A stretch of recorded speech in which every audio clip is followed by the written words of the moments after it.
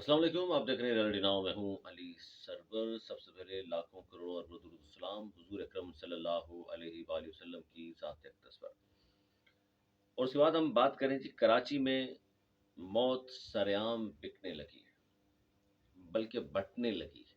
क्योंकि किसी का भी कोई पता नहीं, बेचारा घर से निकला है, मैं हूँ, आप हो या कोई और हो, घर से निकला वापस जिंदा आएगा भी नहीं आएगा। कोई भी राह चलता डकैत या बाकायदा मनसूबबंदी के तहत बाहर आकर न सिर्फ डकैती की जा रही है बल्कि मार भी दिया जाता है।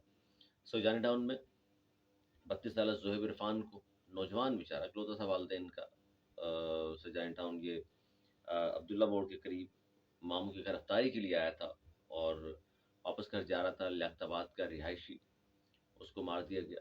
कहा गया कि मज़ाहमत पर कत्ल किया गया है इसे। हालांकि मज़ाहमत ना भी करें, कहाँ लोग बेचारे मज़ाहमत कर रहे हैं। वैसे तो हक हलाल की कमाई का मोबाइल है, जेब में चंद रुपए या चंद सौ रखे हुए हैं, तो ज़ाहिर है कुछ छीनने आता है तो दिल तो पसीजता है ना आदमी का, गुस्सा तो आता है उसको।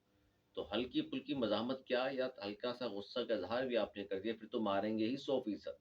ना भी कुछ करें तो कराची वालों को ये जी साजिश के तहत मैं देख रहा हूँ कि मार के चले जाते हैं, कोई पुरसान हाल नहीं होता। रवां साल अब तक 46 अफराद मारे जा चुके हैं। रवां साल, मार्च का महीना है, अभी 9 माह बाकी हैं। मजीद कितने जनाजे उठेंगे, कितने नोहे हम मजीद पढ़ेंगे, कितने घरों के चिराग बुझेंगे, कितनी हमारी बहनें हैं जिनके सुहाग जो है लुटेंगे, कितने बच्चे यतीम होंगे, अभी पता नहीं है। 9 माह बाकी हैं, तो 46 अफराद हैं। 46 अफराद नहीं, 46 खानदान हैं।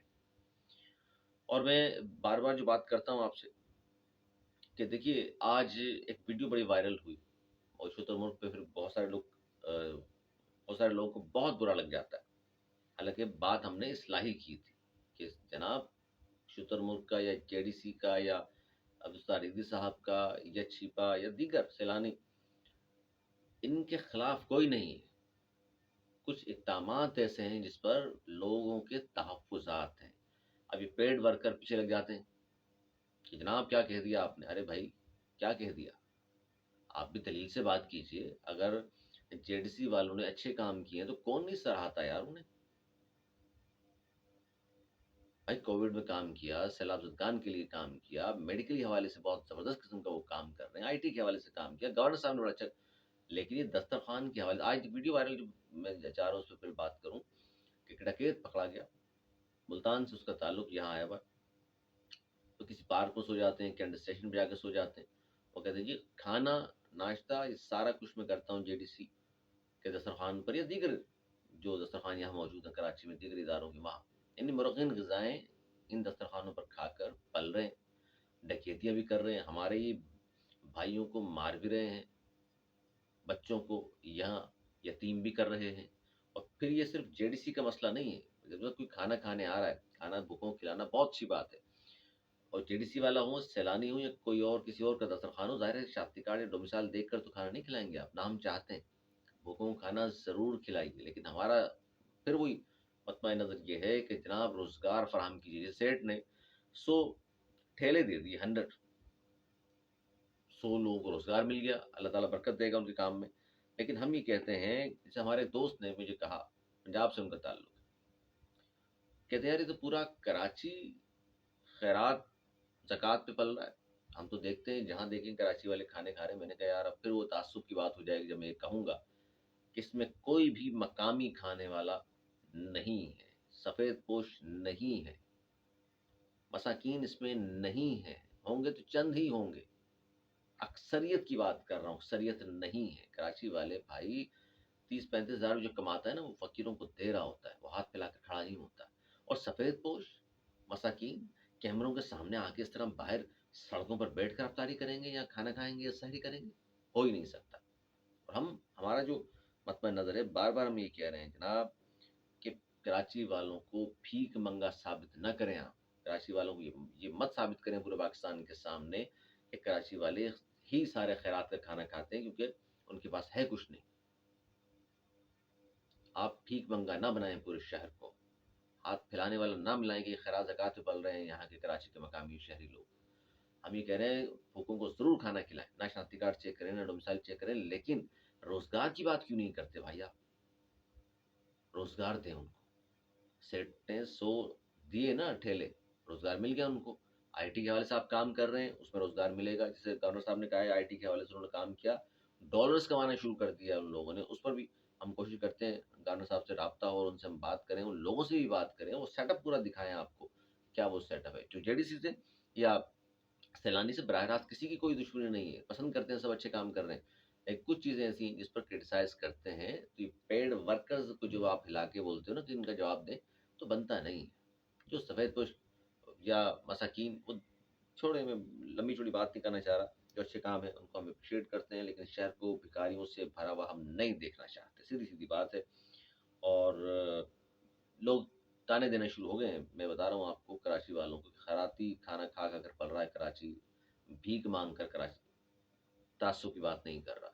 अल्लाह ना करे किसी और शहर में भी ये हो, इस तरह के वहाँ कोई ताने दे उनको। हर जगह दस्तरखान जेडीसी के और शहरों में भी हैं, अच्छी बात है, भूखों को खाना आप खिलाएँ और साथ-साथ रोज़गार की बात करें, ताकि देखिए मुस्तकिल इन चीज़ों को मुस्तकिल ना कर दें कि हमेशा खराब पे खाने खाने लोगों ने। रोज़गार की तरफ जाना चाहिए। वो जेडीसी वाले हों, वो सैलानी वाले हों, वो ईदी वाले हों, सब बहुत अच्छा काम कर रहे हैं। जिन चीज़ों पे लोग तनकीद कर रहे हैं, थोड़ा-सा गौर कर लीजिए उन पर सिर्फ। ये सिर्फ हमारा मत्ता नज़र है। बहरहाल आगे चलते हैं। जो शख्स मारा गया, नौजवान जो मारा गया, ज़ुहैब सरजानी टाउन में मामूल गिरफ्तारी करने गया था। डॉक्टर फारूक साहब का बयान देख रहा था, उन्होंने कहा कि जी ईद के बाद हम, ये हाल रहा तो ईद के बाद हम घेराव करेंगे सिंध असम्बली का। यानी ईद तक तो खुली छूट दे दी आपने कि मारने मार लें, ईद के बाद हम पूछेंगे और घेराव करेंगे सिंध असम्बली का। डॉक्टर साहब आप माशाल्लाह वफाकी हुकूमत का हिस्सा हैं, जरदारी साहब को भी आपने वोट दिया है, सिंध में आप मौजूद हैं, तो कुछ बात ऐसी करें, कुछ बात ऐसी करें, कुछ इक़दामात ऐसे करवा लें कि कराची वालों को कुछ सुकून आ जाए। बल्कि इससे मिलती-जुलती खबर मैं एक और दूँ जो बहुत चल रही है इस वक़्त, कि जनाब क्या एक और नया तजर्बा होने वाला है? क्या नई एमक्यूएम बनने वाली है या फिर पुरानी एमक्यूएम बहाल होने वाली है? फैसला होने वाला है इस बात का। ये खबर क्यों सामने आई? गुज़िश्ता दिनों, गुज़िश्ता दिन बल्कि यौम पाकिस्तान की एक तकरीब हुई दुबई में, और वहाँ एमक्यूएम से ताल्लुक़ रखने वाले पुराने और मौजूदा और साबका और जितने भी धड़े उनके लोग वहाँ इकट्ठा एक प्लेटफ़ॉर्म पर थे। यानी वहाँ पर साबिक़ गवर्नर डॉक्टर इशरबाद मौजूद थे, वहाँ पर पोर्ट एंड शिपिंग के साबिक़ मिनिस्टर बाबर गौरी साहब मौजूद थे, वहाँ दीगर लोग थे, उसमें ख़ास तौर पर मैं नाम लूँ, आमिर खान साहब मौजूद थे, हैदराबाद रिज़वी साहब का मैं कन्फर्म नहीं है, लेकिन किसी ने कहा कि शायद वो भी थे। इसके अलावा पाकिस्तान पीपल्स पार्टी के मुज़फ़्फ़र टप्पी साहब मौजूद थे। इस तरह एमक्यूएम के एक सोशल मीडिया के अब तो नहीं, पहले थे इंचार्ज, वो भी थे। इसके अलावा जमात के कुछ लोग वहाँ शामिल थे, और वहाँ उन्होंने जो एमक्यूएम के हवाले से तो मैं आगे चल के बताता हूँ। वहाँ उन्होंने जो कहा, उन्होंने ये कहा कि जनाब कराची में स्ट्रीट क्राइम पर हम सब ने तशवीश का इज़हार किया और कहा कि ऐसा नहीं होना चाहिए, लोग बहुत परेशान हैं, इसका सद्देबाप होना चाहिए। दूसरा उन्होंने कहा कि कराची को कोई लावारिस ना समझे। तो हम बात ये कर रहे हैं, जो डॉक्टर फारूक साहब की बात से मेरे आगे बात निकली कि जो वहाँ इकट्ठे हुए हैं ये पुराने लोग एमक्यूएम के और मौजूदा भी, इन्होंने 40 साल इस शहर में रहे हैं, ये एमक्यूएम के प्लेटफॉर्म से मुख्तलिफ ओहदे इन्होंने लिए, इन्होंने, लोगों ने इनको वोट दिए, नोट दिए, इज़्ज़त दी, एहतराम दिया, सब कुछ निछावर किया इन लोगों पर, और ये सब कुछ यहाँ ओहदे और इस तरह की सारी मराहत एन्जॉय करके आप बाहर जाकर बैठ गए इस शहर को लावारिस छोड़कर, तो ये भी गलत बात है। आप, ये मौका है, ये हक है यहाँ के शहर के लोगों का जिन्होंने आपको इतनी इज़्ज़त एहतराम दिया, उनके लोगों को वापस आकर आप उनके शाना बशाना खड़े हों, उनके लिए आवाज़ बुलंद करें, उनकी खिदमत के लिए आपको आना चाहिए। आप पे तो कोई केसेस भी नहीं है, जो लोग वहाँ मौजूद थे दुबई, उनकी मैं बात कर रहा हूँ। आप पे कौन से केसेस हैं? आपको कौन-सी ऐसी जान का खतरा है? आपको आना चाहिए अपने लोगों के दरमियान। किसी एक प्लेटफ़ॉर्म पर सबको इकट्ठा होना होगा इस शहर को आगे बढ़ाने के लिए, आगे चलने के लिए। जब तक ये मुट्ठी दोबारा बंद नहीं होगी, एक नहीं होगी, हालात नहीं बदलेंगे। आमिर खान साहब वैसे तो डिप्टी कन्वीनर हैं, और पता नहीं है नहीं है पार्टी में, वो नज़र भी नहीं आए ना इलेक्शन मुहिम में, ना दीगर मामलात में इस तरह। इशरबाद साहब तो खैर पहले चले गए थे, और बाबर गौरी साहब भी पता नहीं चल रहा वो एमक्यूएम में है, नहीं है। कुछ लोगों ने कहा कि जी नया ग्रुप बन रहा है, नई पार्टी बन रही है, फिर कहा गया कि नहीं इसी में शामिल होंगे। پھر کہا گیا شاہد خاقان عباسی صاحب ایک پارٹی بنا رہے ہیں، اس میں سبھی شامل ہوں گے۔ دیکھیے یہ سب لوگ وہ ہیں جنہوں نے کراچی میں جو رہے ہیں بڑے بڑے اچھے عہدوں پر، جیسے بابر غوری صاحب پاورڈ شپنگ کے منسٹر رہے ہیں، اور انہوں نے اچھا کام یہ کیا، ان کے کریڈٹ پہ جاتا ہے کہ 700-800 لوگوں کو انہوں نے نوکریاں دی۔ آج بھی جو لوگ ظاہر 800-900 لوگوں کو نوکریاں نہیں دی، بلکہ 800-900 خاندان ہیں جو یقیناً دعائیں ان کو دیتے ہوں گے کہ جناب آپ نے روزگار دیا تھا۔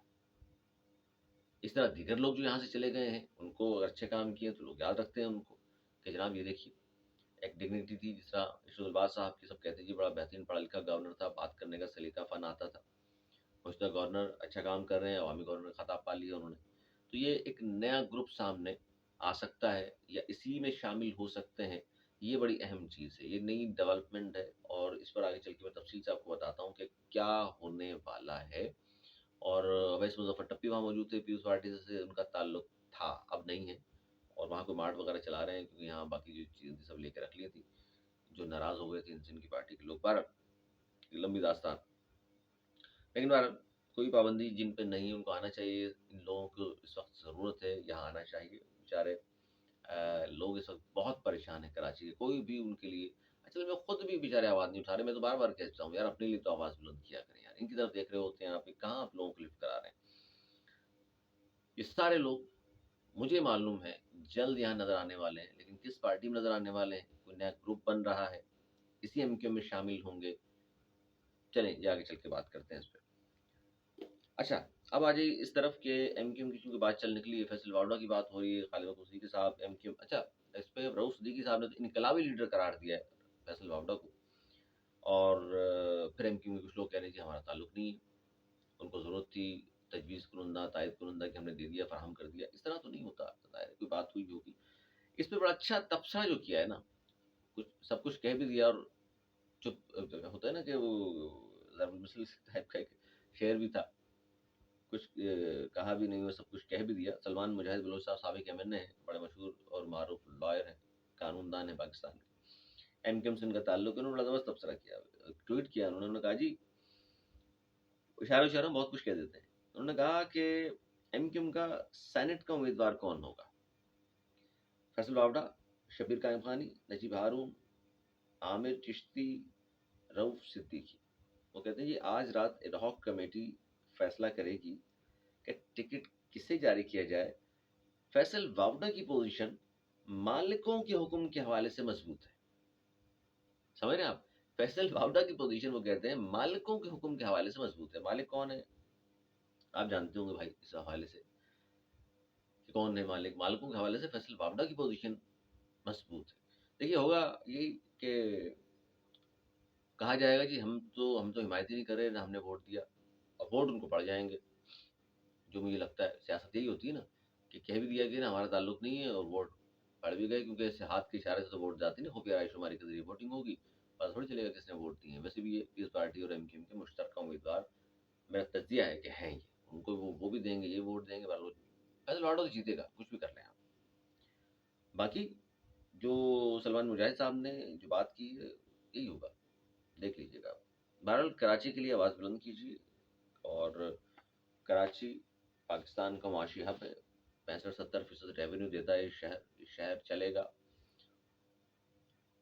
تو پورا پاکستان چلے گا ساتھ، کیونکہ ریونیو یہاں سے کلیکٹ کرتے ہیں آپ سارا، جس سے پورا پاکستان چلتا ہے، پاکستان کا سب سے بڑا شہر ہے، معاشی ہب ہے، اس پر توجہ دینے کی ضرورت ہے۔ اس میں اسٹریٹ کرائم بہت زیادہ بڑھ چکا، K4 یعنی پانی کا مسئلہ مزید بڑھ چکا، K4 مکمل ہوتا اب بھی نظر نہیں آ رہا، گیس کا مسئلہ بہت بڑھ چکا، شہر و افطار میں بھی گیس بہت ساری جگہوں پر نہیں ہوتی، بجلی کے پیسوں میں مزید اضافہ ہونے والا ہے، بلوں میں پیٹرول مزید بڑھنے والا ہے، اور یہ جو دشمن، ہاں جاتے جاتے دشمن کے حوالے سے جو بات میں کروں کہ شانگلہ میں جو آج واقعہ ہوا ہے، جو خودکش دھماکہ ہوا، 5 چینی باشندوں سمیت 6 افراد جو ہلاک ہوئے ہیں، یہ پاکستان کی جو دشمن ہے نا، وہ پاکستان اور چین کی دوستی سے جو خائف رہتے ہیں، جو نہیں چاہتے پاکستان اور چین کی جو لازوال دوستی مزید آگے چلے، وہ اس کی بزدلانہ کارروائیاں کرتے ہیں۔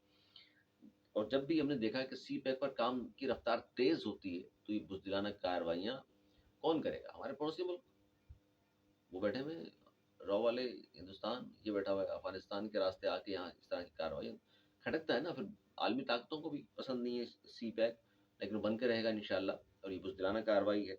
اور جب بھی سی پیک کے حوالے سے تیز رفتار ہو، کام پر تیز رفتاری ہوتی ہے، کام تیز ہوتا ہے، دشمن اس طرح کی بزدلانہ کارروائیاں کرتا ہے، لیکن بہرحال پوری قوم اپنے چینی بھائیوں کے ساتھ یکجہتی کے لیے کھڑی ہے، اور بہت جلد آپ دیکھیں گے کہ یہ جو دہشت گرد ہیں ان کا کلا کما نہ صرف ہوگا، ہو سکتا ہے ان کو جہنم حاصل کیا جائے یا گرفتار کیا جائے۔ بہت جلد آپ دیکھیں گے یہ کارروائی ان کے خلاف شروع ہو گئی ہے۔ آج کل میں آپ اس حوالے سے تفصیلات جان لیجیے گا، اور جاتے جاتے پاکستان زندہ باد، اور اپنا بہت خیال رکھیے گا۔ رمضان المبارک اس بابرکت مہینے میں اپنے شہر کے لیے، اپنے صوبے کے لیے، اپنے ملک کے لیے ضرور دعائیں کیجیے۔ اللہ تعالیٰ ہم سب کو مسلمان میں رکھے۔ اپنا بہت خیال رکھیے گا، مجھے اجازت۔